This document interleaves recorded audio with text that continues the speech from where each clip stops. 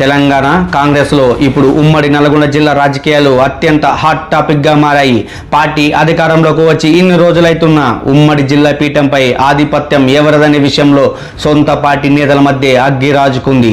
ఒకవైపు ఉద్దండులైన కోమటిరెడ్డి బ్రదర్స్, మరోవైపు దూకుడు పెంచిన తుంగతుర్తి ఎమ్మెల్యే మందుల సామెల్. అసలు వీళ్ళ మధ్య ఈ రచ్చ ఎందుకు మొదలైంది? రాజగోపాల్ రెడ్డి ఎందుకు అంత తీవ్రంగా రియాక్ట్ అయ్యారో తెలుసుకుందాం. ఉమ్మడి నల్గొండ జిల్లా రాజకీయాల్లో కోమటిరెడ్డి బ్రదర్స్ హవా దశాబ్దాలుగా నడుస్తుంది. అయితే తుంగతుర్తి నియోజకవర్గంలో మాత్రం సీను వేరేగా ఉంది. స్థానిక ఎమ్మెల్యే మందుల సామెలు కోమటిరెడ్డి బ్రదర్స్ పై తీవ్రంగా ఆగ్రహం వ్యక్తం చేశారు. తన నియోజకవర్గంలో ప్రోటోకాల్ పాటించడం లేదని, తన ప్రమేయం లేకుండానే అభివృద్ధి పనులు, అధికారులు, నియామకాలు జరుగుతున్నాయని సామెల్ మండిపడ్డారు.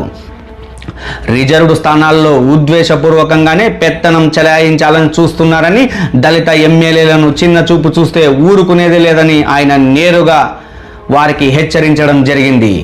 ఈ రాజకీయ వర్గాల్లో ఈ వ్యాఖ్యలు సంచలనం రేపాయి. మేము ఎవరి దయతో గెలవలేదు, ప్రజల దీవెనలతో గెలిచామంటూ సామెల్ చేసిన వ్యాఖ్యలు కాంగ్రెస్లో పెద్ద కలకలమే రేపాయి. మందుల సామెల్ చేసిన ఈ వ్యాఖ్యలపై మునుగోడు ఎమ్మెల్యే కోమటిరెడ్డి రాజగోపాల్ రెడ్డి అగ్గి మీద గుగ్గిలమయ్యారు. కేవలం విమర్శలు చేయడమే కాకుండా ఆయన ఏకంగా ఒక సంచలన స్టేట్మెంట్ ఇచ్చారు.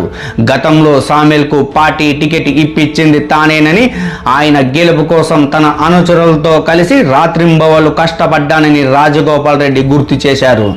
గెలిచాక పార్టీ కేడర్ను పట్టించుకోకుండా సొంత నాయకులపైనే విమర్శలు చేయడం ఏంటని రాజగోపాల్ రెడ్డి నిలదీశారు.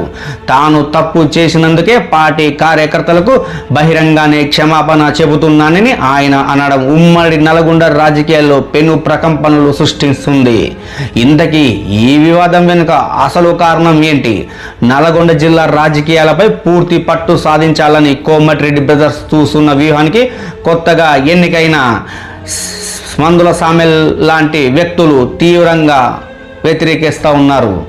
ఈ రచ్చకు అసలు కారణం, ఒకవైపు మంత్రి పదవిలో ఉన్న వెంకటరెడ్డి తన జోనును విస్తరించాలని చూస్తుంటే, మరోవైపు మందుల సామెల్ లాంటి నేతలు తమ నియోజకవర్గంలో తమ రాజకీయ మనుగడను, ఆత్మగౌరవాన్ని కాపాడుకునేందుకు తిరుగుబావుట ఎగురవేస్తూ ఉన్నారు. ఈ వివాదం కేవలం వ్యక్తిగత విమర్శల స్థాయిని దాటి జిల్లాలో మంత్రి వర్సెస్ ఎమ్మెల్యే మధ్య పవర్ పాలిటిక్స్గా మారాయి.